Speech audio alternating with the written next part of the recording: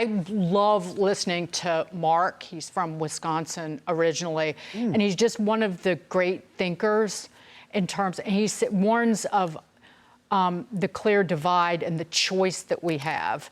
The U.S. built artificial intelligence is grounded in freedom and open access. China's Communist Party's vision is surveillance and state control.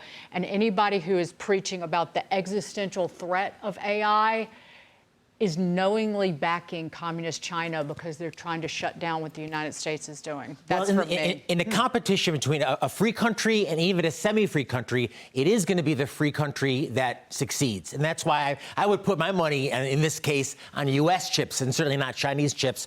Look, the most free country will succeed. What I'd like to see is America get off the back of the big tech companies that are powering us forward. I mean, the Trump antitrust administration has gone after a lot of big tech companies, American big tech companies. But no, I'm betting on American big tech, not Chinese big tech, because they are hindered by their own political system. I mean, a semi-communist or a quasi-communist country, there could be no great innovations, I believe, out of that. So I'm betting on America, and that's why I think that they're going to win. I know we're tight on time. I just have one thing to say, which is that Joe Biden and his puppeteers were trying to shut down American AI. I think they were very well aware that China would get ahead of us. Once again, they did not care.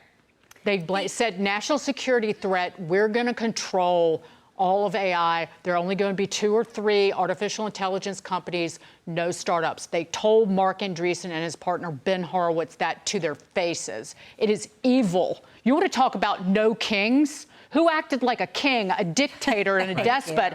It was Biden or whoever was in the Oval with him. Being with their hand up his, you know what, with the puppet master. It's a good visual. Thank you for that. Also, Xi Jinping is a king, right? And we have seen that he wants AI and he wants success. But the minute you start to threaten his power, these billionaires disappear for weeks or months or years, and no one knows where they go or what happens. So there is that tension within China that I totally agree with you. I would never bet against America because China wants their companies to be successful, but not too successful where you threaten Xi Jinping. And if you are, you'll disappear and no one knows what happens to you. So we absolutely have it going for us. That is such a good point. There are kings in the worst sense of that word in this world, and one of them sits in Beijing. And AI, I love the way Andreessen frames this here.